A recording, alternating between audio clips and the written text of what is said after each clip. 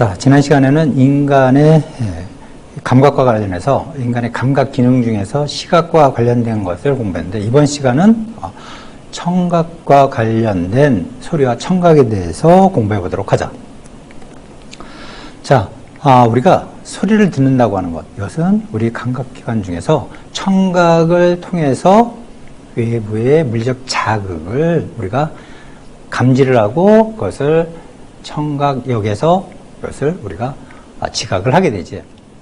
통상적으로 소리가 발생하면 그 음원에서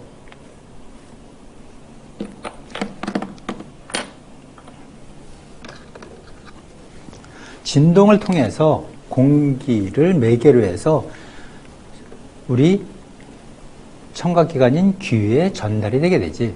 이때 소리의 3요소라고 하는 것이 있는데, 소리의 3요소는 바로 주파수와 진폭과 파형. 주파수는 소리의 높고 낮음에 관련된 거고, 진폭은 그 소리의 강도에 관련된 거.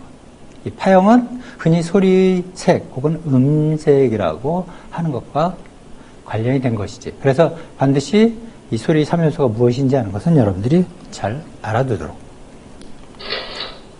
그래서 보면 이렇게 이 각각 주파수와 진폭 그리고 이 파형에 의해서 이 복합적인 음으로서 우리가 소리를 인지하게 된다고 할 수가 있어.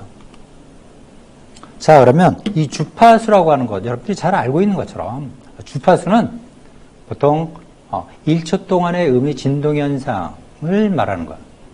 그래서 단위는 헤르츠를 나타내고, 그래서 통상적으로 헤르츠는 1초당 사이클 수, 그래서 CPS로 약자로서 나타내. 그래서 60Hz다 하는 것은 1초 동안에 이 소리 진동 현상이 60번 발생한 것을 우리가 60Hz라고 보통 이야기를 해. 그래서 이것은 이처럼 단위 시간, 여기서는 1초라고 했지, 단위 시간 동안에 발생하는 이 소리의 압력 파동의 횟수.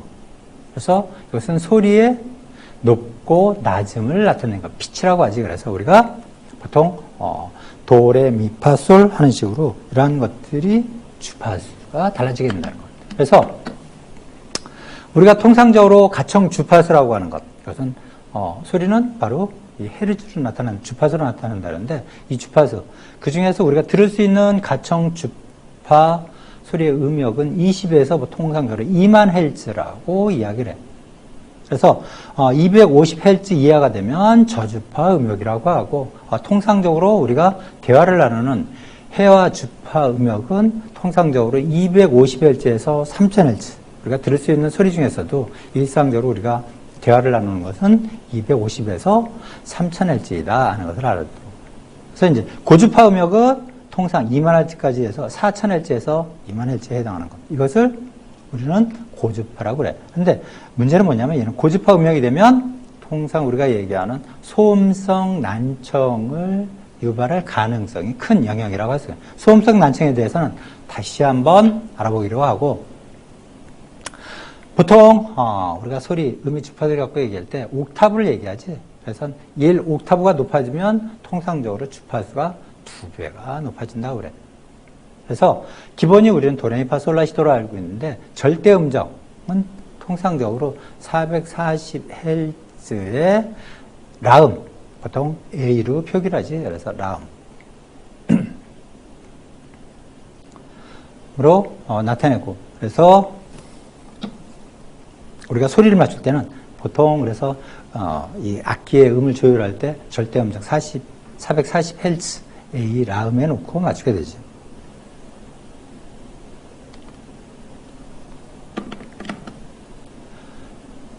자, 음의 세기. 이것은 소리의 강도를 나타내는 물리적 성질이라고 할 수가 있어. 그래서 음압 파동의 진폭, 그러니까 소리를 발생시키는 발생원의 진폭과 관계가 있게 돼. 그래서 예를 들어서 우리가 어떤 소리의 음원이라고 하면, 예를 들어서 음향기기의 볼륨을 높이는 것은 바로 이 강도를 높이는 것이지. 그래서 통상적으로 데시벨로 나타내는데, 데시벨에 대해서는 다시 자세한 것은 잠시 후에 또 설명을 하기로 하고, 통상적으로 우리는 데시벨을 나타낼 때, 예를 들면 우리가 일상적인 사무실 같은 경우, 조용한 사무실이 한 40데시벨 정도. 여러분들이 출퇴근이 아니지, 통학에 사용하는 요즘 비대면 수업에 대해서 통학도 못하고 있지만은, 통학할 때 사용하는, 대중교통수단, 예? 지하철 같은 경우, 보통 90데시벨 혹은 일반적으로 110데시벨, 90에서 110데시벨 정도. 통상적으로 좀 시끄럽게, 왜냐하면, 지하철이나 전철은 전기로 가지만은 결국 이 궤도를 달리게 되는데 궤도의 이음새 이런 부분에서 바퀴가 지나갈 때 거기서 소음이 발생하게 되지. 그리고 혹은 정거를 할 때 지하철 정차하는 지하철역에 들어와서는 이제 거기 멈춰서야 되는데 이때 브레이크를 밟아서 이때 그 궤도와 열차 바퀴 사이에서 나는 소음 같은 거 이런 것들은 상당히 올라가게 되는데 어쨌든 한 평균적으로 110데시벨 정도가 된다고 그래. 근데 문제는 뭐냐면 보통 우리가 크게 소리치는 소리 같은 경우는 100데시벨 정도인데 90데시벨이 넘어서 100데시벨 정도가 넘어가면 소음성 조금 전에 했던 난청을 일으킬 수가 있다 그래. 우리가 통상적으로 한 5발자국 정도 떨어진 데서 이야기하는 속삭이는 소리 이러한 것들은 한 조용히 얘기하는 소리 이건 20데시벨 정도가 된다고 하고. 그래서 예를 들면 우리 지금 환경 속에 있어서는 예를 들어서 로켓을 발사할 때 나는 소음 같은 것 180데시벨까지 올라간다고 이야기를 하고 있습니다.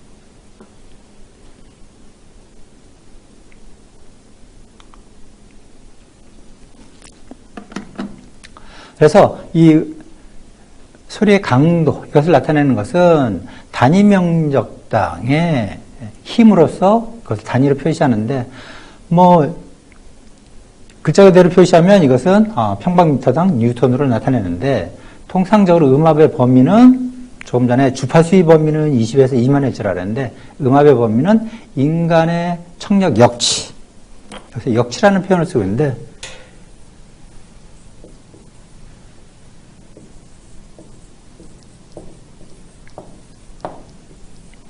번역해서 우리는 역치라는 표현을 쓰는데 이것은 스레스홀드. 그래서 우리가 이것은 역치는 크고 작은 정도를 나타내는 것이 아니고 우리가 들을 수 있는 혹은 소리로 치면 들을 수 있는 최소 최대의 값. 지난 시간에 시각에서 배웠던 것처럼 360에서 720 나노메타라는 그것이 바로 역치가 된다는 것. 그래서 인간의 청력 역치. 이것은 최소값을, 여기서는 최소값을 의미하는 것이지. 그래서 이것이 최소가 될 수도 있고, 최대가 될 수도 있고. 그래서 청력 역치는 평방미터당 0.002니까 평방미터당 10만 분의 2 뉴턴 정도가 되고, 불쾌감을 느끼는 청력 역치 값은 평방미터당 60 뉴턴 정도가 되면 느낀다. 그래서 이것을 다시 데시벨로, 통상적으로 음압 수준을 나타낼 때는 수준, 음압 값이 아니고 음압 수준을 나타내는 것은 데시벨. 데시벨은 어떤 값이라기보다는 음압 수준을 나타낸다는 것을 잘 알도록. 그래서 데시벨로 나타내면 보통 데시가 붙으니까 이것은 10분의 1배를 의미한다는 것. 그래서 여기서 로그 값으로 나타나는데 P1은 P1, P0로 P1을 P0로 나눈 값. 그래서 이것은 음압,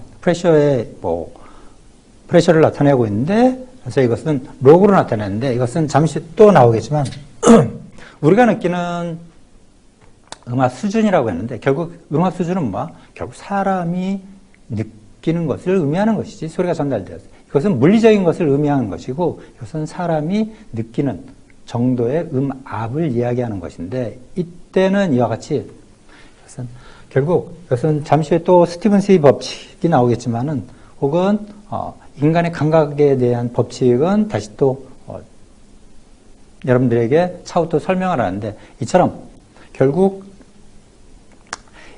이 인간에게 주어지는 여러 가지 물리적 자극 혹은 화학적 자극 이러한 것들이 생리적으로 자극으로 받아들여서 이것을 우리가 결국 지난 시간에 배운 것처럼 우리가 감각을 불러일으킨다는 것은 결국 우리가 감각기관을 통해서 수용된 자극을 구심성 신경을 통해서 대뇌, 소뇌 이런 각각 시각력이나 청각력 이런 데 전달이 되어서 여기서 우리가 이것을 지각을 하게 되는데 이때 지각하는 그것은 어떻게 보면 지각하는 것은 생리적으로 받아들인 걸 심리적으로 우리가 판단을 하게 되지. 그래서 이거 생심리학적이라고도 통상적으로 얘기하는데 근데 우리나라에서 이것이 번역이 인간공학이 인체공학이라고 번역되는 것처럼 심물리적 이런 식으로 번역이 되는데 원래는 생리적, 심리적 이것을 줄여서 생심리학적이라고 이야기를 하지.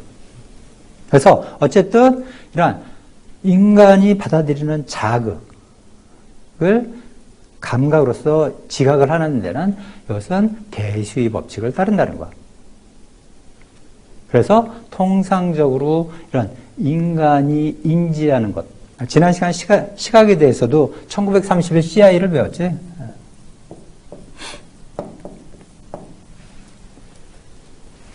이 국제조명위원회에서 1931년에 제정한 것처럼 결국 인간이 그것을 인지하는 것을 토대로 해서 세계대에서 기준을 만든 것처럼 이렇게 만드는 데 있어서는 이와 같이 대수로서 표현을 한다는 것. 그래서 어쨌든 음압 수준은 데시벨로 나타낸다 하는 거를 알아두도록.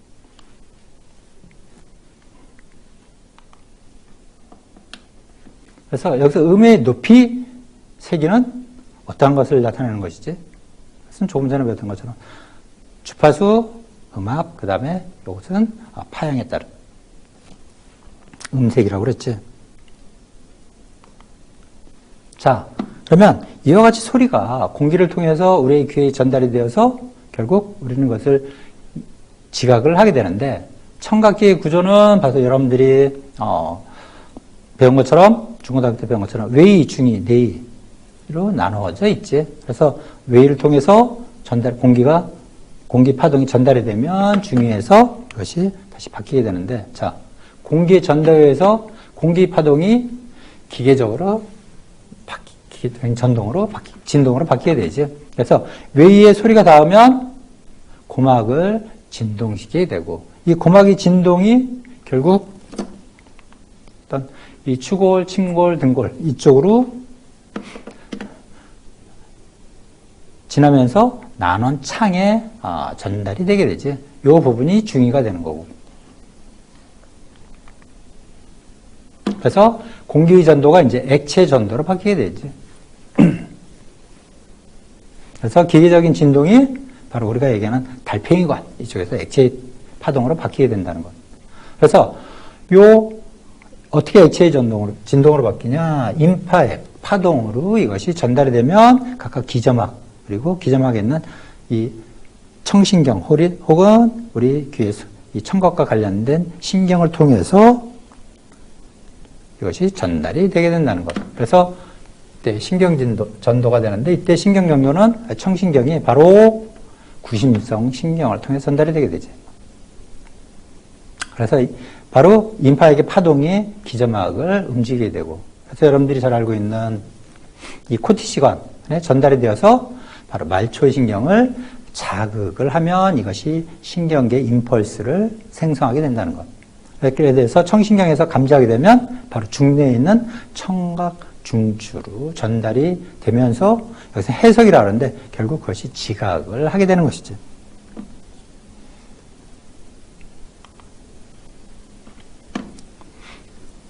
그래서 청력이 보면은 20에서 2만 Hz라고 했는데, 자, 음압 수준이지, 음압 수준에 따라서 통상적으로 우리가 최소 가청 역치라고 하는 것은 그것은 주파수와 음압에 따라서 달라진다는 것. 그래서 우리가 듣는 일상적으로 대화하는 언어의 영역이 통상적으로 이와 정해지지만 그것도 음압 수준이 어느 정도에 따라서 달라지고, 우리가 듣는 음악의 범위가 좀 더 넓어지고, 예를 들어서 점선으로 표시된 것은 우리의 청력이 손상될 수 있는 위험 한계, 그래서 헤르츠와 음압에 따라서 달라지는 것을 보여줄 수가 있지. 그래서 우리가 통상적으로 고통을 느낀다는 것은 우리 감각 수용기에 전달이 되는, 아까 역치라 그랬지, 그 역치 수준을 넘어설 때 그것이 우리의 고통을 불러일으키게 되지. 예를 들어서 뭐 물리력도 툭 부딪혔을 때 이것이 어느 정도의 강도가 우리가 받아들일 정도가 됩니다. 이것이 좀 더 지나치게 되면 여기서 우리가 고통을 느끼는 것처럼 청각 마찬가지, 시각에 있어도 마찬가지지. 좀 더 반하고 강한 빛이 들어오면 눈이 아픈 것처럼 청력에 있어서도 결국 헤르츠별로 다르지만 음압에 의해서 거의 이것은 결정되다시피 하는 정도지. 그런 것이 주파수가 높아지면 그것이 음압 수준이 낮아도 고통을 느끼게 되는데 여기서 굵은 점선으로 표시된 것이 고통 역치에 해당한다는 것. 역치는 조금 전에 설명했던 세로스 월드를 의미하는 것이지.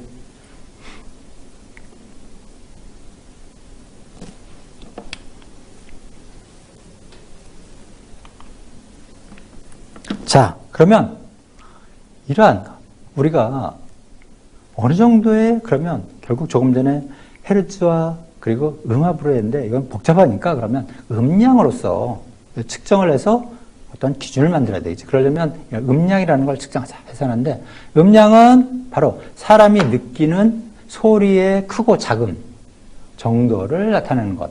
그래서 주로 강도의 함수로서 나타낸다는 것. 그래서 여기에는 진동수도 일부 영향을 미치게 되고 그래서 여기서는 심리 물리적 음량 지표라는데 대부분이 아까 설명한 것처럼 이걸 심리 물리로 해석을 하는데 통상은 사이코 피지컬이 아니고 원래는 사이코 피지올로지컬 인덱스인데 뭐 사이코 피지컬 인덱스라고도 표현을 하는데 통상적으로 이것을 연속으로 쓰지는 않고 이 사이에 발을 집어넣어서 사이코 피지컬 인덱스 혹은 사이코 피지올로지컬 인덱스라고 보통 얘기하고 일반적으로 얘기하면 이걸 글자 그대로 해석해서 사이코 그리고 피지컬에서 심리 물리적 그러는데 사실은 심리 물리적이 아니고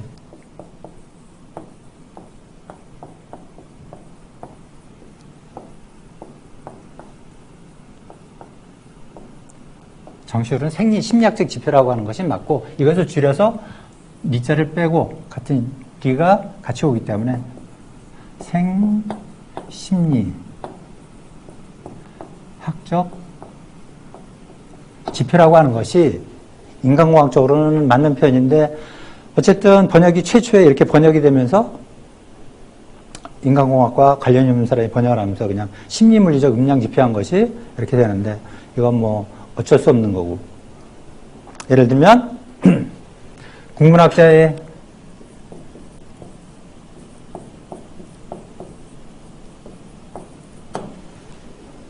치욕이라고 할 수 있는 삼겹살과 마찬가지. 삼겹살이라는 건 원래 없지. 한 겹, 두 겹, 세 겹이 되는 것이지.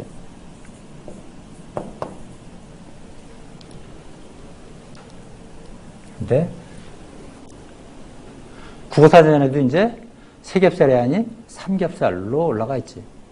뭐 국문학자들이 어떻게 국어학자들이 어떻게 해볼 수가 없는 것처럼 이제 우리 인간공학에서도 어떻게 해볼 수가 없는 그래서 어느 책이나 지금 심리물리적 음량 지표 이렇게 하는데 사실은 생심리학적 지표고 외국에서는 이런 식으로 아니 왜? 그럼 사이코 피지컬인데 왜 먼저 그러면 생리가 오냐? 자 조금 전에 본 것처럼 소리를 받아들이는 건 어떻게? 우리가 감각기관을 통해서 자극을 받아들일 때는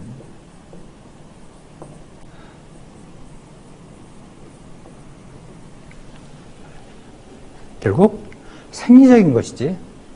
물론 여기서 물리라고 표현하는 것이 자극이 물리다. 소리 같은 경우에는 자극이 물리가 될 수 있고 빛의 경우도 빛의 파장이니까 물리적이라고 생각할 수가 있는데 결국 우리의 감각기관이 물리적인 것만 있나?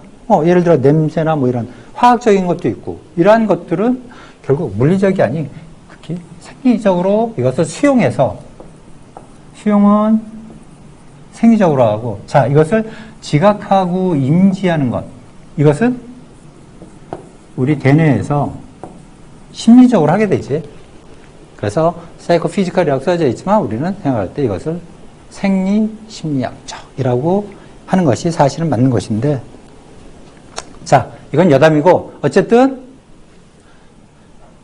사이코 피지컬 인덱스를 쓰는 것은 폰과 손 그리고 소음계를 통해서 우리가 측정하는 음압 수준 그래갖고 데시벨 괄호하고 A, B, C 되는데 이것은 측정하는 특성을 갖고 A, B, C로 분류를 한다는 것. 다시 이건 설명을 하는데 그래서 데시벨 A, 데시벨 B, 데시벨 C로 표시를 하기도 하는데 데시벨 A로 되어 있느냐 B로 되어 있느냐 C는 각각 측정할 때 어떤 특성을 갖고 측정했느냐 하는 것을 이야기한다는 것. 그래서 우선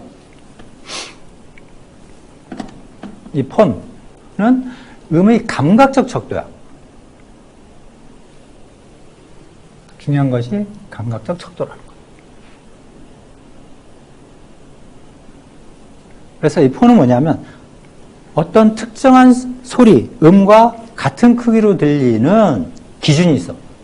바로 1000Hz의 순음의 음압 수준을 이야기한다는 것. 이것을 데시벨 7이라고 되는 데시벨 값으로 나타냈을 때. 조금 전에 데시벨이 있었지. 데시벨 값으로 이걸 나타냈을 때. 그래서 예를 들면 그래서 여기 숫자가 이런 표가 있는데 이런 표가 만들어져 있는데 이것은 선행 연구에 의해서 만들어진 거고 기준이 만들어집니다. 그래서 1000Hz 20, 40, 60, 80, 100, 120 이렇게 되는 이것을 폰을 의미한다는 것. 그래서 여기에 폰 7이라고 되는데 폰 값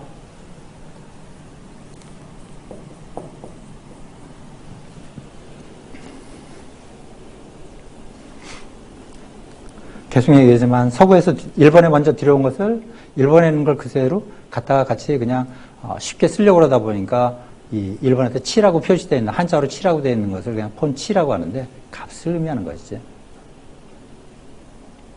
그래서 가청 최소 수준이 있고 그래서 1000Hz에서 예를 들어서 60이라고 하면 결국 이때 이 소리와 같은 크기로 들리는 것.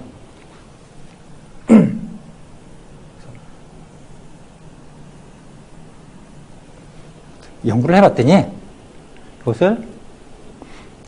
요거랑 같은 값 1000에서 예를 들면 60dB의 음이 데시벨 값이 요거랑 같이 들리는 것은 예를 들어 갖고 주파수가 200Hz에 60dB이면 같은 음압 수준으로 들린다는 것. 그래서 이것은 주관적으로 같은 크기로 들리는 등음량의 곡선으로 나타낸 것이라는 것. 그것이 바로 폰이라는 값이라는 것. 그래서 각 폰 곡선은 동등하게 판단되는 여러 주파수의 음압 수준을 나타낼 때 쓴다는 것. 근데 이게 주파수를 효과는 있지만 그것이 상대적으로 얼마나 크냐. 예를 들어 20폰보다 40폰? 그럼 2배가 큰가? 그런 건 아니라는 것이지. 상대적인 크기는 나타내지 못한다는 것.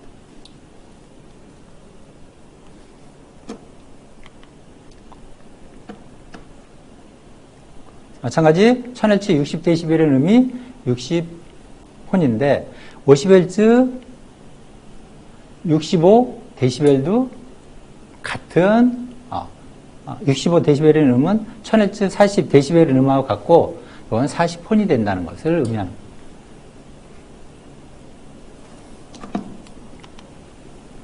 그 다음에 또 손이 있었지. 이것도 마찬가지. 이 소리에 인간이 느끼는 감각적 척도로 쓰인다는 것. 그래서 음의 상대적인 주관적인 크기, 중요한 것은 인간. 크기를 표시한다는 것. 어떻게? 인간이 갖고 있는 주관적인 크기. 그래서 이건 스티븐스가 주장한대.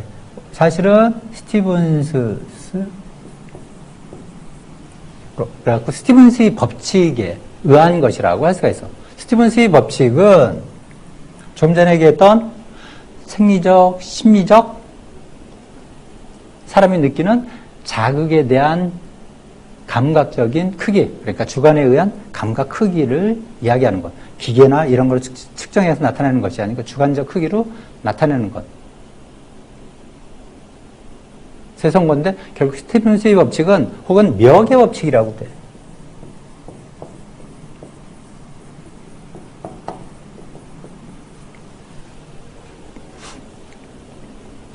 이 자극의 크기는 그 수가 갖는 멱, 거듭제곱에 비례한다는 것. 이것이 바로 스티븐스의 법칙 혹은 멱의 법칙이라고 하는 것. 이것은 뭐에 대한 것? 감각의 법칙. 인간의 감각, 또 주관적 감각에 관련된 법칙이라는 것.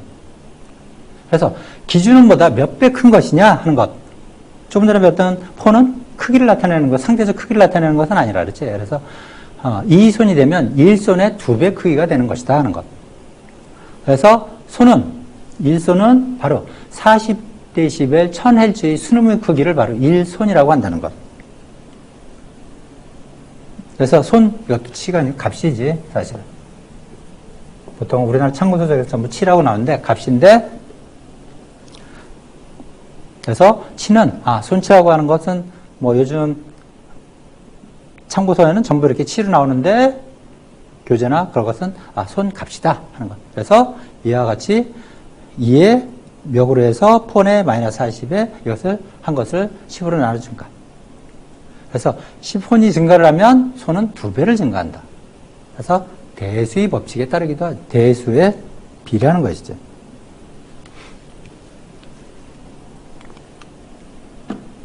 자, 이 소리에 있어서 음폐 효과 혹은 머스킹 효과라고 하는데 또 혹은 차폐 효과라고도 하지. 그래서 여러분들이 주로 어디서 특히 공부를 하거나 그럴 때 이때 음악을 들으면서 하는 것. 이것은 바로 음폐 효과 혹은 차폐 효과의 영향도, 이것이 효과가 있는 것이지. 듣고자 하는 어떤 소리, 목적음이라고 할 때, 이 최소 가청 임기값이 원하지 않는 소리에 의해서 상승하는 것. 그래서 소음을 줄여주는 것이지. 예를 들면, 이런 것을 응용한 것이 바로, 요즘, 블루투스 이어폰 같은 경우에 소리 차폐 효과가 있는, 그걸 뭐라고 부르지? 요즘 소음 방지가 아니고, 노이즈 캔슬링, 이어폰 같은 거. 또, 이런 것을 이용한 것이지.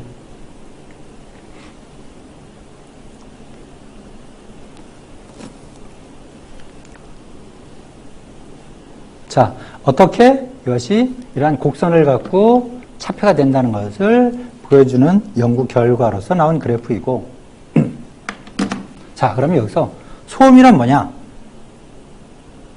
소음은 뭐지? 실질적으로 소음이라고 하는 것은 이것도 바로 이게 어려운 것이 뭐냐면 이렇게 물론 소음이라고 하는 예를 들어서 이것은 이제 보통 데시벨로 나타내서 이제 그걸 표현하기도 하지만 일종의 예를 들어서 일반적인 소음이라고 하는 것. 사실 이거는 우리 인간의 조금 전에 나왔던 주관적,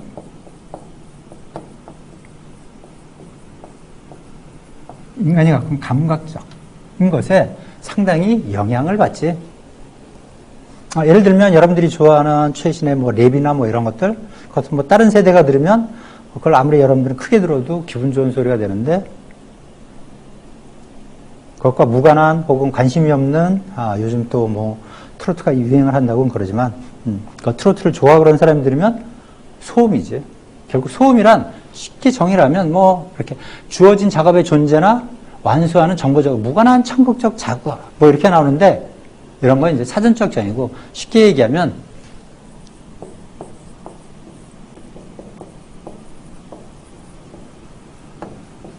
듣기 싫은 소리는 결국 소음이 되는 것이지. 그것을 소리의 크기, 이런 거로만 쉽게 얘기할 수 있는 부분이 있는 것이지. 그래서, 오케이, 우리가 인간이 갖고 있는 감각적인 것에 의해서는 듣기 싫은 소리야. 그렇지만, 여기서 우리가 공학적으로 접근할 때는 주어진 작업의 존재나 완수, 우리가 어떤 일을 하고자 하는 것이지.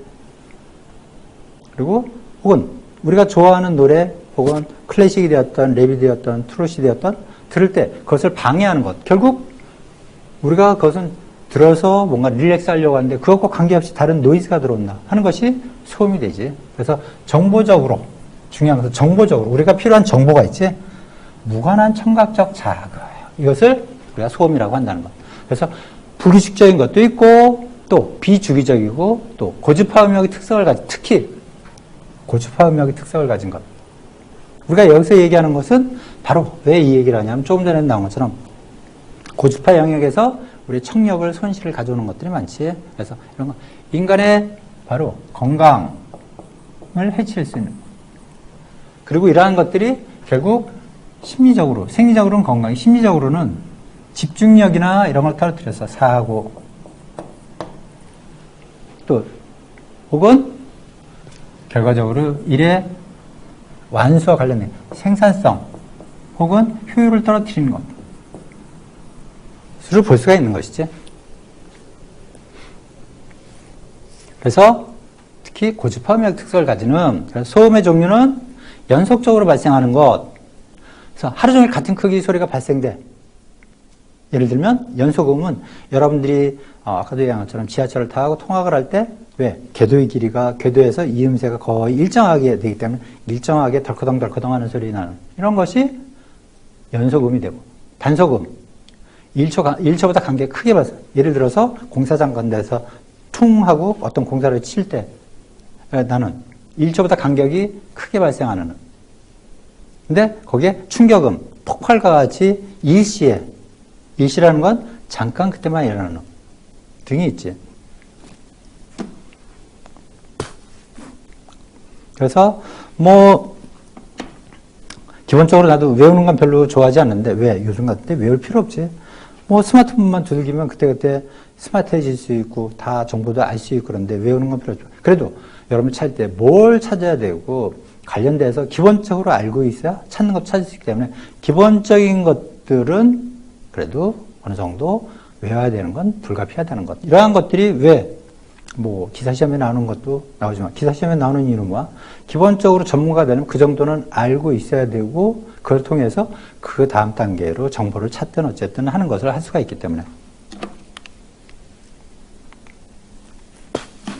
그래서 소음 수준을 나타낼 때, 그래서 데시벨 A 수준도 나타내는데, 이건 A 특성으로 측정된, A 특성이란 바로 A, B, C 특성 중에서 A 특성은 사람이 느끼는 감각과 가장 가까운 수준으로 측정된 것을 의미해요. 그래서 여러분들이 이렇게 도서관에서 공부를 한다든지 할 때는 30, 주거 생활하는 데 있어서 40데시벨. 그래서 이것이 넘어서게 되면 결국 불평등을 하게 되고 여러 가지 요즘 층간소음 이런 것들이 나오게 되죠. 조용한 사무실, 그래서 이 기계를 사용하는 에어컨 소리나 재봉틀 소리, 그 다음에 진공청소는 헤어드라이기, 혹은 시끄러운 레스토랑 70데시벨이고, 보통 지하철, 시끄러운 교통소음 이런 것들은 지하철 안에 있을 때 들리는 여러 가지 소음을 얘기하는 거고, 차광기 깨거나 어떻게 하기 위해서 하는 것들, 쓰레기 청소차가 이것을 처리하기 위해서 압축한다든지 할 때 들리는 소리 이런 것들. 그래서 여러분들이 좋아하는 락 음악이나 이런 것들은 120데시벨까지 올라가네. 천둥 소리, 그 다음에 비행기 제트 엔진 소리, 로켓 엔진, 그러니까 아까도 나왔지만 180데시벨 정도 되는 로켓을 쏘아 올린다든지 할 때 나는 음의 소음 수준을 보여주고 있습니다.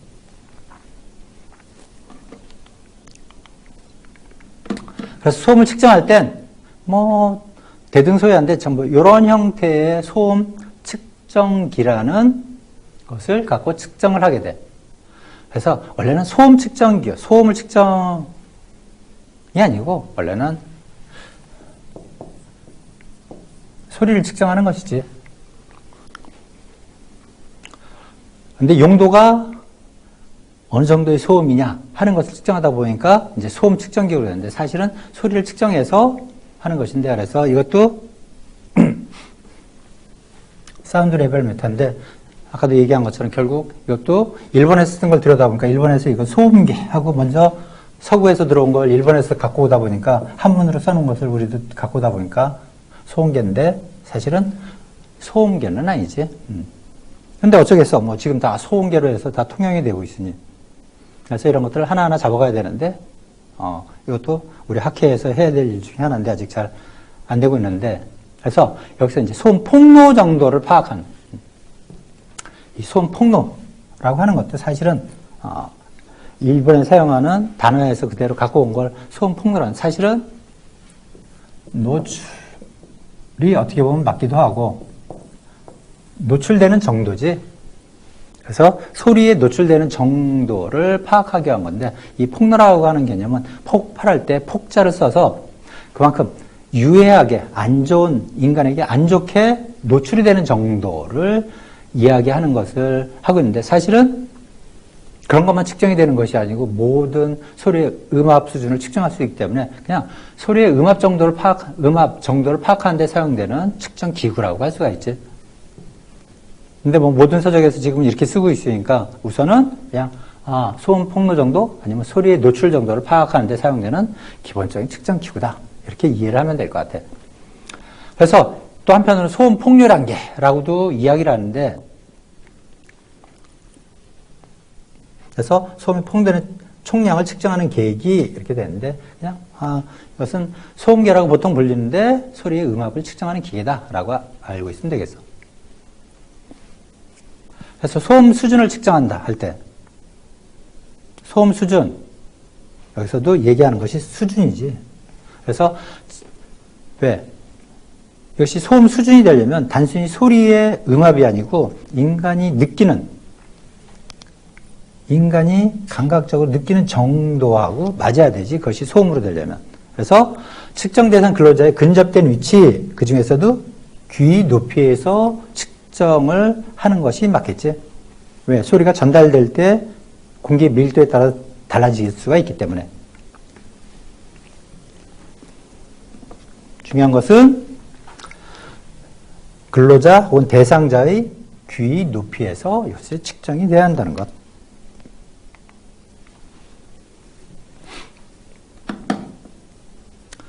그래서 중요한 것은 바로 이 소리의 수준은 그 음의 압력에 비례해서 반드시 일치하지 않는다는 것. 사람의 귀를 통해서 느끼는 것은. 귀가 느끼는 것은 아니지, 사실 이것도. 표현이 귀가 느끼는 것이 아니고 사람의 귀를 통해서 느끼는 소리의 수준, 이것은 음압의 압력에 비해서 일치하지 않는다는 것. 그래서 소음계는 40, 70, 85폰 이런 등감곡선의 유사한 감도. 등감곡선은 아까 폰의 곡선을 보여주었을 때 봤지? 그래서 주파수 보정이 되는데 바로 A 특성은 40폰, B 특성이 70폰, C 특성이 80폰 특성을 갖고 있는데, 그래서 우리가 소음이라는 걸 판별하기 위해 사용할 때는 데시벨 A 특성으로, 그러니까 보정이 되어 있는 실례. 귀의 음각 특성과 가장 가까운 것이 A 특성이라는 것. 그래서 우리는 A 특성으로 측정한 것을 갖고, 그래서 나타낼 때는 예를 들어서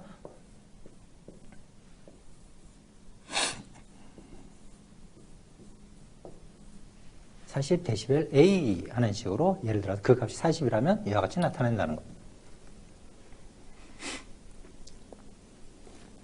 그래서 환경을 측정하는 직접 환경 측정법 혹은 소음 규제법이 있는데 이런 데서 바로 이 A 특성으로 측정하는 것을 채택하고 있다는 것. 그래서 노출 기준을 보게 되면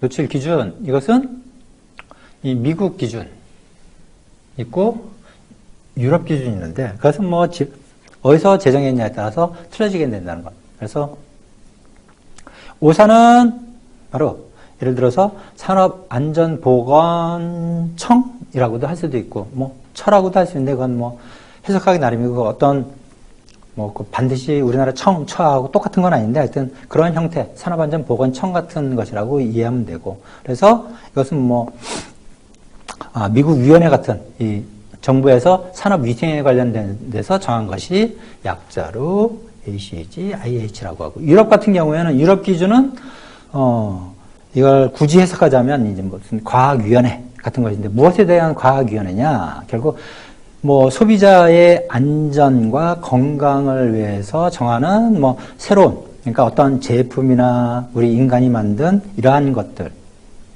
물건 이러한 것들에서 나오는 이 건강 리스크, 새로운 건강 리스크에 관련된 뭐 안전과학위원회, 뭐 그건 그냥 무슨 과학위원회 같은 데서 제정하는데, 이것은 뭐 여러분들이 알고 있는 EC의 뭐 안전보건국장급이 관여를 하는 위원회 같은 것이라고 할 수가 있어요. 여기서 만든 기준에서 조금씩 다르지. 그래서 이것은 뭐 어떤 것을 따르냐면 우리나라에서 보통 미국의 산업안전보건청 같은 데 만든 요 기준에 따라서 우리나라의 산업안전보건공단, 아까도 얘기했던 코샤에서 코샤 코드라고 하는 것을 만들어서 오샤 표준인데 거기에 따라서 우리나라는 코샤 코드라고 정해서 거기서 준하는 것을 하고 있어. 그래서 허용시간 하루에 보통 8시간 일을 하는데 8시간 일을 할 때는 결국 90dBA 정도 것이 4시간 일할 때는 95도 괜찮고 뭐 이런 식으로 일단 왜 노출되는 시간이 길냐 짧으냐에 따라서 노출되는 시간이 길을수록 결국 값이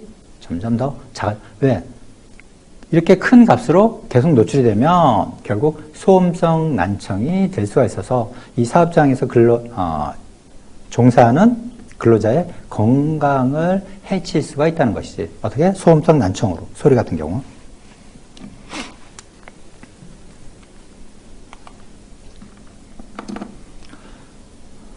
그래서 이 허용한계. 그래서 허용한계라고 하는 것이 있는데 허용한계는 자, 이 정도까지는 그래도 그나마 괜찮다라고 정해진 것이 허용한계라고 할 수가 있어요. 그래서 허용한계니까 괜찮네보다는 그래도 이걸 넘어서면 안 된다는 거지. 이것은 최소한의 기준. 허용한계라고 하는 것은 최소 기준. 값에 따라서는 최대 기준이 될 수도 있고. 그래서 그것은 기준일 뿐이지 그것만 지켰다 그래갖고 되는 것은 아니지. 건강을 위해서는 그보다 더 낮추거나 더 높이거나 높인다는 것은 그것이 최소일 때는 그보단 더 높은 값으로 유지를 해야 되고 최대로 허용한계가 있을 때는 그보다 더 낮춰야 되겠지. 이제 소음 같은 경우에는 이것이 일종의 허용되는 최대 값이 되겠지. 따라서 이거보다 더 낮추기 위한 노력을 해야 되겠지. 사업장에서는. 그래서 최대 허용한계는 90dBA, 8시간 기준인데 또 권장 허용한계. 이것은 어쩔 수 없을 때는 최대값을 내죠. 권장한계. 그래도 이 정도는 지켜야 된다 하는 것. 레코멘데이션이 나오지. 권장이 85dB. 5dB 법칙이라고 하고 노출될 때마다 노출 허용 시간이 바로 2분의 1로 갑니다. 5dB씩 높아질 때마다 노출 허용 시간은 점점 반씩 감소를 해야 한다는 것. 그래서 유럽의 기준 같은 경우 이게 미스프린트가 됐는데 바로 아까 얘기했던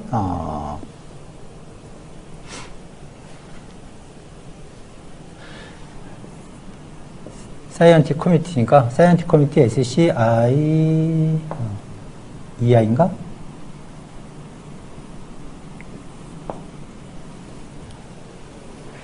약자가 생각이 안 나네. 자, SCENIHR이구나.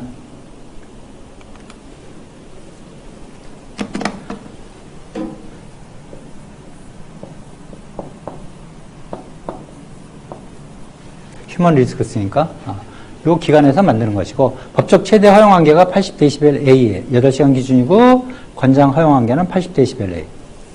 오샤하고 같네요. 그래서 8시간 기준 여기서는 3dB 법칙. 그래갖고 3dB A 특성 값이 높아질 때마다 노출 허용 시간은 2분의 1로 감소. 그래서 어떻게 보면 유럽 기준이 좀 더 강하다고 할 수가 있지. 시비하다고 할 수가 있지. 그것은 전통적으로 인간공학적으로 보았을 때도 여러분께 설명한 것처럼 유럽 쪽에서는 근로자 안전 혹은 건강 위주로 거기에 중점을 두면서 발전하기 때문에 훨씬 좀 높은 것 같아요. 그래서 우리나라 법적 허용 기준은 미국 OSHA 기준을 따른다는 것. 원래 우리 사용자나 근로자의 입장에서는 유럽 기준을 따르는 것이 훨씬 건강에 좋겠지. 그래서 우리나라에서의 소음 누출의 허용 한계는 조금 전에 보면 미국의 오샤 기준하고 같다고 했지. 그래서 115dBA를 괄호가 빠졌는데 115dBA를 초과하면 안 된다는 것.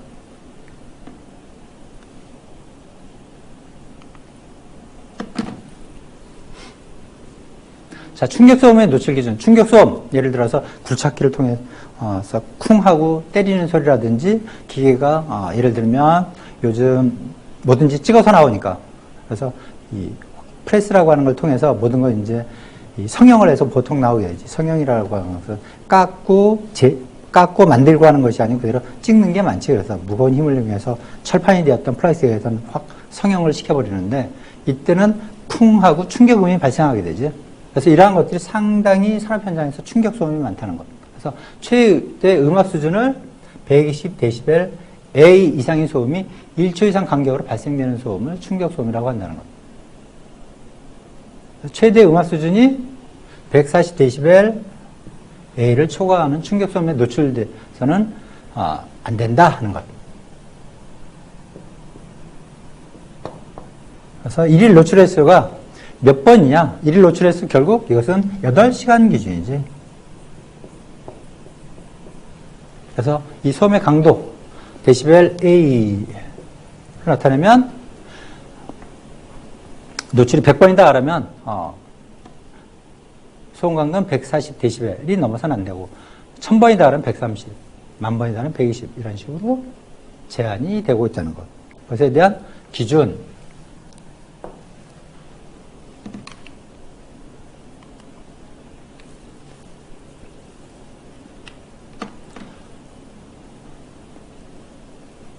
그래서 난청 환자의 비율이 상당히 높아지고 있지. 특히 10대 청소년, 미국 같은 경우도 20%가 소리를 잘 못 듣는 난청 증상이 있다고 그래요. 우리나라에도 이거 심각하게 문제인데 왜? 요즘 휴대용 음향기기 만이 아니고 휴대용 스마트폰 대에도 스마트폰 같은 데에도 이제 음향을 전부 집어넣고 다니면서 음악을 듣는다든지 하기 때문에. 그래서 이어폰 크게 들으면 소음성 난청 가능성이 있다는 것. 그래서 유럽 같은 경우는 휴대용 음향기기 최대 음량을 제조하는 단계부터 바로 100dB A로 제한하는 규제를 시행하고 있다는 것. 그래서 아까 얘기했던 이 과학위원회, 휴먼 리스크에 대한 그러니까 새로운 신형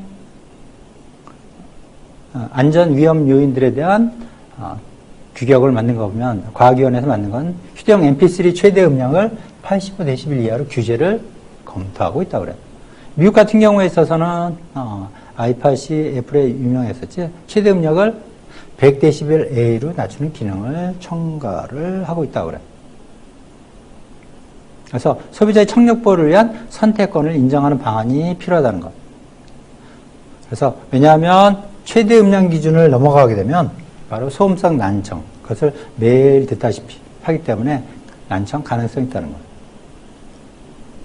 그래서 이어폰도 인이어보다는 오픈이어를 사용하고 또 되도록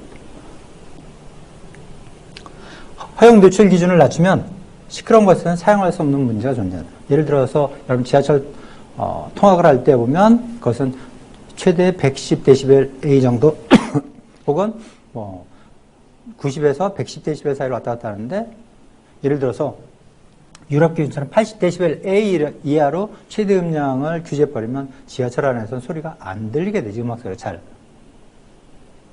그래서 이런 문제가 있는데 자, 그래도 음악을 들을 것이냐 여러분들의 귀를 보호할 것이냐 하는 것은 바로 선택의 여러분들 자신의 선택의 문제가 된다는 것.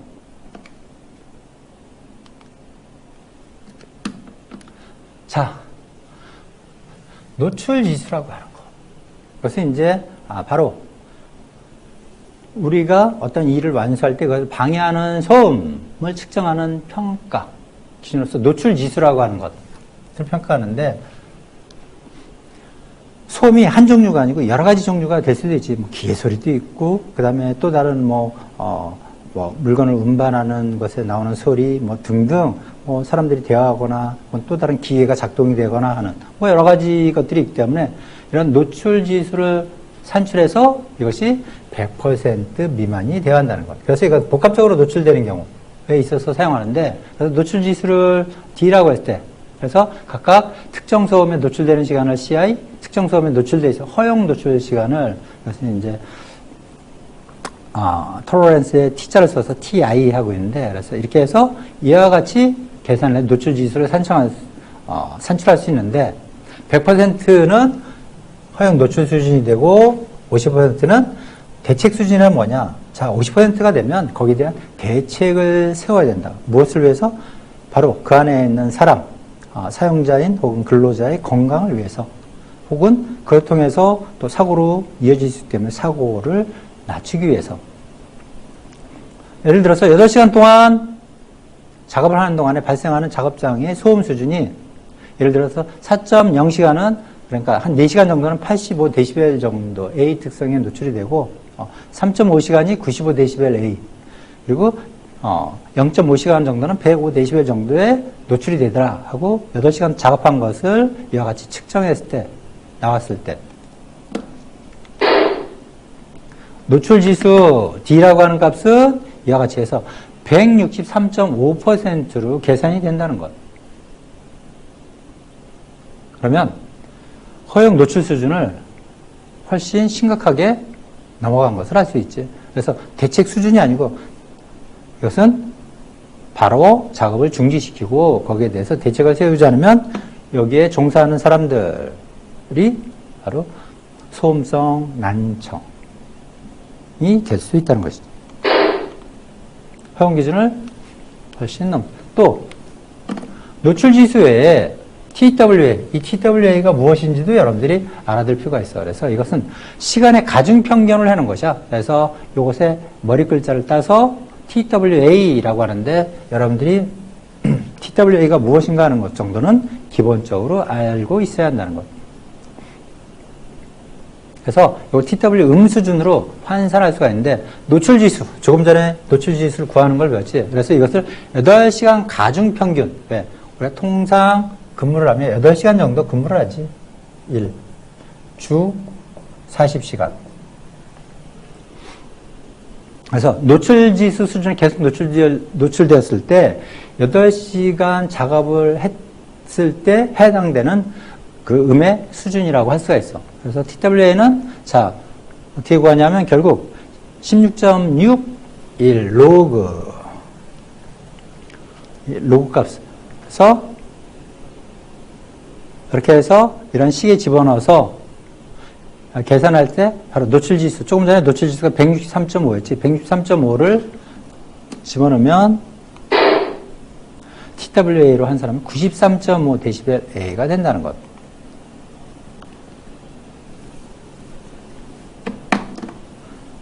자, 그래서 어쨌든 결국 여기서 이제 단순한 음이 아니고 소음, 바로 우리가 목적으로 하는 일을 완수하는데 방해가 되는 이러한 것들은 청력 손실로 이어질 수 있다는 건 바로 조금 전에 봤고, 심리적 영향, 이 소리가 듣기 싫은 소리이기 때문에 좋지 않기 때문에 결국 정신적으로 영향을 미친다는 것. 그리고 일상생활을 방해하기 때문에 생리적으로도 영향을 미쳐. 뭔가 우리가 목적으로 하는 작업 지시를 들을 수가 없다든지 이런 것도 있고, 거기에 심리적으로 결국은 짜증을 유발한다든지 혹은 몰입을 못하게 된다든지 그러면 주의력이 떨어지고, 그렇게 되면 결국 주의력이 떨어지면 사고로 이어지기도 쉬운 것이지. 결국 정신적, 생리적 영향은 결과적으로 신체에도 영향을 미치게 되지. 그래서 정신적, 생리적으로 이것이 힘들게 되면 나중에 다시 배우지만 피로,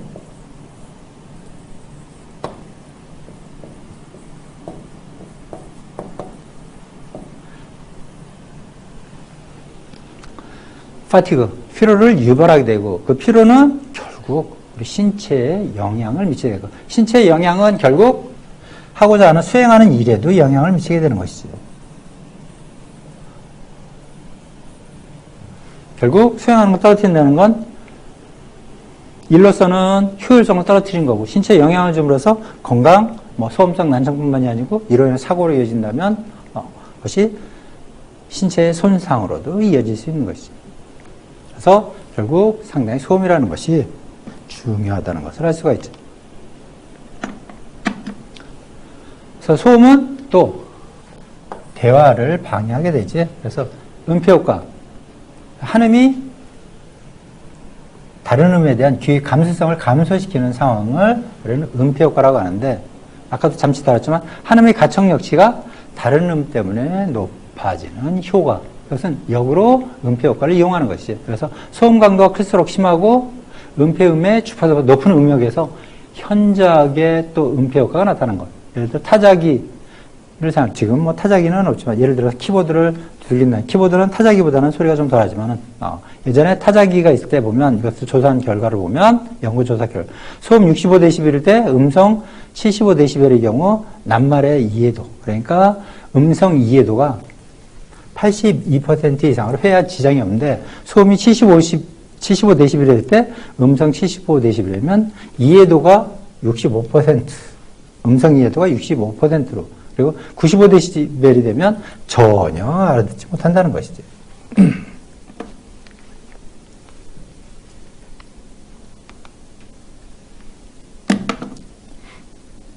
그래서 청력 손실, 그러니까 난청성 소음에 대해서 얘기했었는데 청력 손실의 원인은 소음의 세기 그리고 여기에 노출되는 시간 혹은 기간도 영향을 주고 소음의 주파수 그리고 거기에 횟수 또 개인의 감수성에 의한 영향도 받는다는 거예요. 이것이 일률적으로 우리가 권장한 게 뭐 이런 것을 봤지만 그것은 그 권장한 게 있기 때문에 괜찮다는 것이 사람에 따라서는 그보다 더 낮아야 되는 경우도 있다는 것.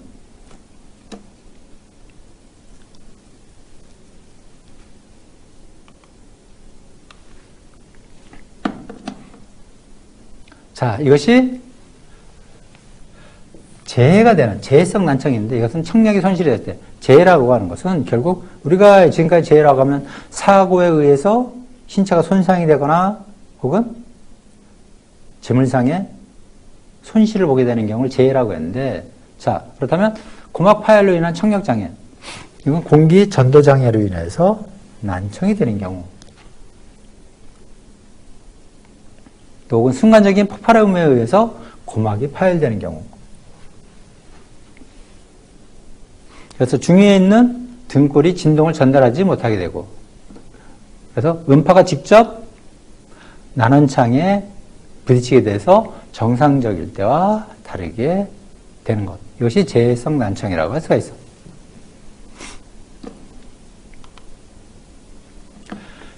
그리고 일시적 난청이 있는데 일시적 난청은 약자로 TTS라는 것인데 TTS라는 용어가 나온다. 그러면 여러분들은 인간공학 혹은 안전공학, 산업공학을 배운 이상은 이것이 일시적 난청이다 하는 것 정도는 알고 있도록. 그래서 여기 나오는 거 보면 스트레스홀드가 나오지. 그래서 역치가 그러니까 우리가 감각적으로 느끼는 것이 조금 커지거나 적어지는 것을 이야기하는 거예요. 이것은 강렬한 소음 때문에 폭로되어 생기는 일시적 난청. 여러분들이 군대 갔다 온 학생들은 이해할 수 있는 군대 가서 뭐 사격을 한다든지 하면 그 소리 때문에 일시적으로 그것이 윙윙거리고 소리가 잘 안 들린다든지 하는 것. 그래서 이것은 4000Hz, 6000Hz 주파수가 높을 때 가장 많이 생긴다는 것. 그래서 소음에 폭로된 지 2시간부터. 그래서 금방 생기는 것이 조금 시간이 지나면서 생기고 20에서 30dB 정도의 청력 손실이 생긴다는 것. 자, 이것이 의미하는 건 뭐야? 결국 어쩔 수 없이 뭐 폭발을 한다든지 혹은 큰 타격에 의해서 해야 되는 것이 우리 산업 현장에서 어쩔 수 없이 발생하게 되는데, 자, 이런 경우, 이것을 근원적으로 해결 못하고 또 방어적으로 안 됐을 때 보호 조치를 통해서도 해야 되는데, 그랬어도 어쩔 수 없이 피할 수 없을 때는 이 정도의 청력 손실이 초래된다고 하면 결국 여러 가지 정보 전달이나 이런 걸 할 때 이런 것을 감안한 설계가 이루어져야 한다는 것을 의미하는 것이지. 그래서 이것은 일종의 청각과 관련된 신경세포의 피로현상이라고 할 수 있어. 급격하게 큰 에너지가 전달이 한꺼번에 된 거기 때문에 그로 인해서 그것을 처리 못하고 피로하게 되는 거예요. 우리가 힘든 일을 하면 금방 피로해지는 것과 똑같다고 할 수가 있어요. 그래서 회복시간은 통상 12시간에서 25시간. 경우에 따라서는 여러 달을 요할 때도 있다고 그래요. 그래서 소음에 폭로된 총량이 같더라도 연속적으로 폭로될 때 일시적 난청이 훨씬 더 가능성이 크다는 것.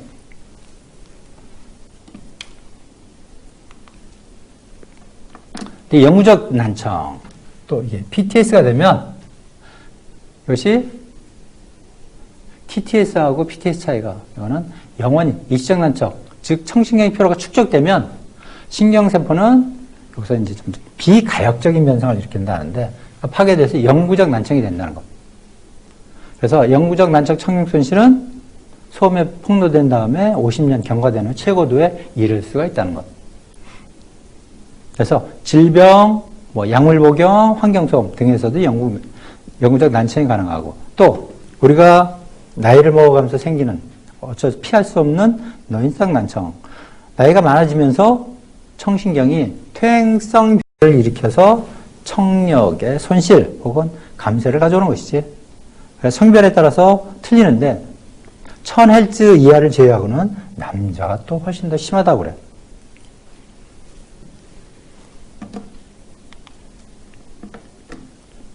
그래서 생리적인 영향으로는 타액이나 위액 분비가 결국 호르몬 분비에 영향을 준다는 것이지.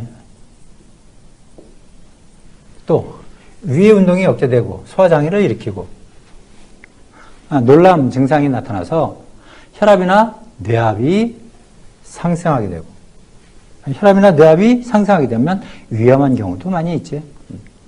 땀도 많이 나고 호흡이 변하고 또 전신의 근육이 수축되는 현상도 발생할 수 있다 그래. 그래서 소음에 이것이 계속 폭로될 때는 없어지는 경향도 있다는 것. 수능이 되어버리는 것이지. 문제는 수능이 되어 좋아지는 것이 아니고 결국은 이런 전조 증상 없이 결국은 이제 나중에는 갑작스레 청력의 손실을 가져올 수 있다는 것. 그래서 이것이 없어졌다 해서 좋아진 것이 아니고 일단 그것이 생리적인 수능에 불과한 것이고 결국은 우리 귀에서는 난청이 되어간다는 것이지.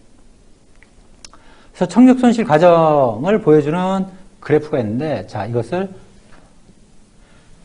C5D 현상이라고 하는데, 그러한 것은 바로 설명하는, 초기에는 3000Hz에서 6000Hz 사이에서 생기게 되는데, 뭐가? 바로 청력 손실이. 그래서 4000Hz에서 가장 현저하게 생기고, 그래서 이 초기의 소음성 청력 손실은 회화 범위를 넘어서는 이상의 주파수에서 생긴다는 것. 그래서 또 문제는 뭐냐면 이 청력의 실질적인 장애는 본인이 알지 못하는 사이에, 왜? 그것은 쉽게 체감하지 못한다는 것이죠. 이것이 갑자기 소리가 안 들리면, 내가 이상이 생겼나? 하는데 서서히 안 들리기 시작하니까 이것이 결국 소리라는 것은 안 들리면 어떻게 돼? 소리가 없는 줄 알지.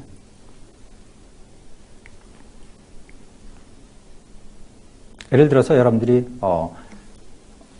집에서 TV를 본다 하다가 안 보이게 되면 실행이 나빠 안 보이게 되면 어떻게 돼? 앞으로 가든 혹은 왜 안 보이지 하고 느끼게 되는데 소리는 안 들리게 되면 소리가 없는지 있는지 모르게 되지.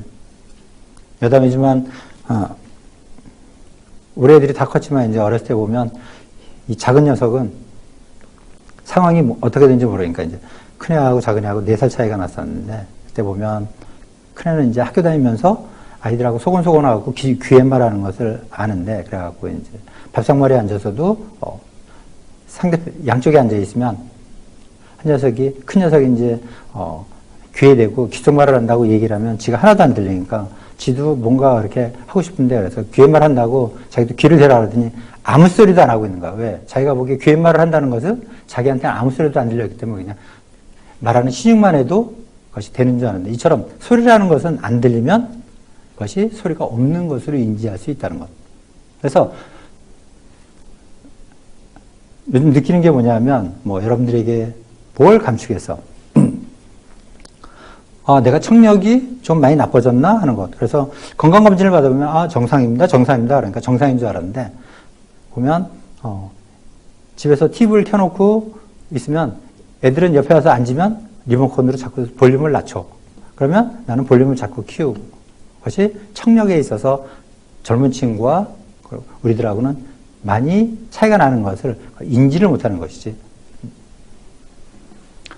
어쨌든 그리고 C5D 현상은 이 이후 4000Hz에서 현저하지만 3000Hz에서 6000Hz 범위를 벗어나 다른 주파수에까지 파급을 미치는 것.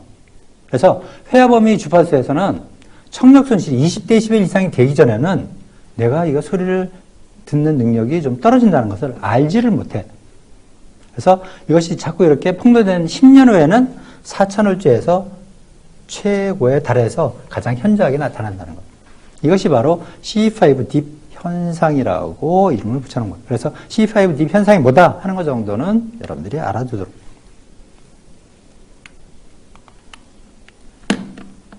자, 중요한 것은 그러면, 자, 이렇게 소음이 있을 때 이것을 막기 위해서 어떻게 할 것인가 하는 것. 그래서, 그러면 결국은 소음은, 소리라는 건 어떻게? 결국 소음원에서 발생을 해서 결국 공기를 통해서 공기 중을 매개로 해서 전달이 되게 되지. 누구한테? 바로 사람한테. 그러면, 대책은 크게 보면 소음원에 대한 대책이 있고, 자, 이 전달이 되니까 이 경로에 대한 것이 있을 수 있고, 자, 그러면 그 소리를 듣는 수음자, 바로 사람에 대한 대책을 세울 수 있지. 그래서 소리에 대해서는 어떻게 보면 근원적 대책이라고 할 수가 있지. 그래서 근원적 조치 혹은 대책이라고 할 수가 있는데, 발생 원인을 제거해. 그래서 소리가 많이 나면, 기름칠해줘서 소리가 덜 나게 하거나, 부조합, 잘 맞지 않아서 덜커덩덜커덩 삐걱거릴 수가 있어. 혹은 낡은 것을 그래서 교환을 할 수도 있고, 발생원을 아예 소음을 낮추는, 그래서 소음이 덜 나는 걸 사용한다든지, 아니면 소리를 아예 차단을 해. 방음 커버를 해서. 그 다음에 소리를 죽여. 소음기를 닫자든지 소리를 흡수할 수 있는 덕트. 그 다음에 방진. 그래서 방진 같은 경우 여러분들 뭐 아파트 같은 데서 에어컨 실외기. 이것은 실외기가 회전체가 있기 때문에 그것이 진동이 발생하게 되지. 그래서 진동을 흡수하기 위해서 밑에 고무 패킹 같은 걸 달든지 하는 이런 것처럼 방진 고무. 그 다음에 재진. 이 소리를 더 제어하는 거야. 제어하기 위해서 재진제를 장착한다든지. 좀 더 능동적으로는 뭐 소음기를 달거나 덕트, 그 다음에 아예 차음 벽으로 둘러싸갖고 소리가 바깥으로 나오지 않게. 운전 방법을 개선해. 좀 더 자동화시키고 변경해서 저 멀리 갖다 놓든지. 근데 전파 경로에 관한 것. 그래서 거리를, 소리가 멀어지면 소리가 그만큼 혹은 차폐를 해. 차폐물, 방음층, 그 다음에 뭐 방음실 등으로 아예 격리를 시킨다든지. 흡음, 건물 내부의 흡음. 그래서 예를 들어서 뭐 소음실처럼 소리가 바깥으로 나가지 않게 하는 소음제 같은 걸 사용한다든지. 능동제어는 바로 소음기, 덕트, 차음벽 이런 것들을 다목적으로 이용하는 것. 네. 자, 이렇게 한 다음에 또 소리를 듣는 사람에 대해서 수음자, 차음, 그래서 소리를 방음으로 한다든지 혹은 방음실을 만든다든지 작업 방법. 그래서 작업 스케줄 조정에서 소리가 안 날 때, 소리가 좀 더 적을 때 하게 한다든지 또 원격으로 아예 다른 곳에서 하게 해서 조작을 하게 한다든지 또 귀를 보호하는 이건 보호 조치가 되지. 귀마개 혹은 귀덮개. 귀마개는 여러분들 인이어 이어폰처럼 아예 이 웨이 쪽에 집어넣는 거고 귀덮개는 전체 여러분들 뭐 오픈형이라고 해야 되나? 뭐, 그것은 하여튼, 뭐, 귀마개로 전체를 덮어 씌우는 헤드폰 스타일로 된, 뭐, 이런 것들을 생각할 수가 있고.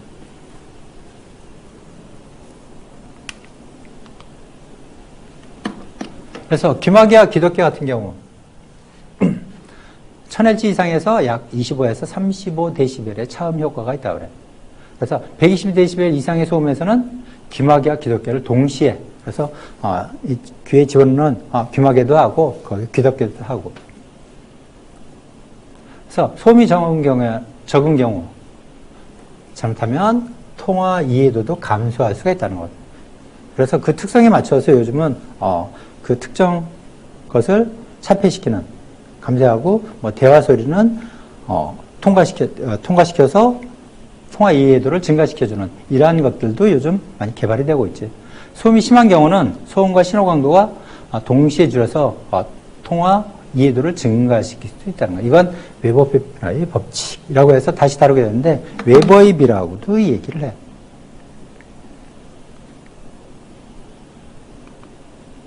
그러니까 웨버의 법칙에 대해서는 다음 시간에 다시 이야기를 하도록 하고, 하여튼 청각을 관리하는 체계, 청각관리 대상자는 우리나라의 산업안전보건법상 소음이 발생하는 사업장에서 근무하는 근로자가 대상이 된다는 것.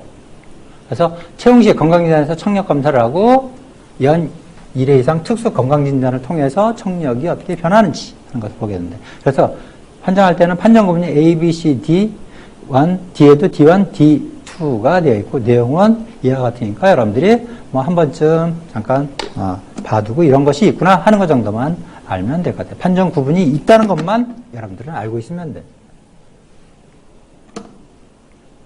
자세한 건 나중에 찾아보면 되니까.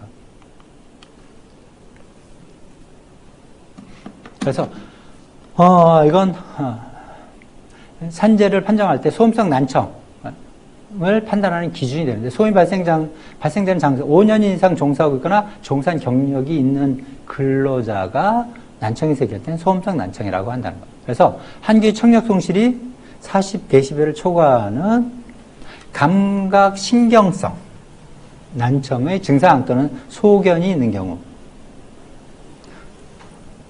증상과 소견, 이것은 의학적으로 판단을 하게 되는 것이죠. 그래서 뇌염이나 약물 중독, 여성 질환, 메니에르시 증후군이나 매독, 두부 외상, 돌발성 난청, 노인성 난청, 이런 재해성 폭발음의 경우에는 소음성 난청, 이것은 그러니까 산업재해의 대상이 되는 소음성 난청이 아니라는 거죠. 폭발음 등에 의한 것, 이것은 재해성 폭발음, 이건 또 다른 소음성 난청과는 그 재해 자체에 의한 것이지. 그래서 이 산재의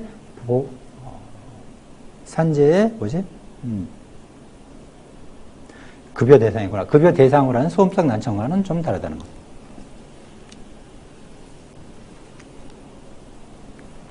자, 이렇게 해서 이번 시간에는 우리 인간의 감각 기능의 특성에 대해서 알아보고, 그로 인해서 생길 수 있는 여러 가지 이 재해, 그리고 그것에 대한 영향 등에 대해서 배웠는데, 결국 이러한 것들은 우리가 시스템, 특히 산업 시스템을 설계하는 데 있어서 결국 그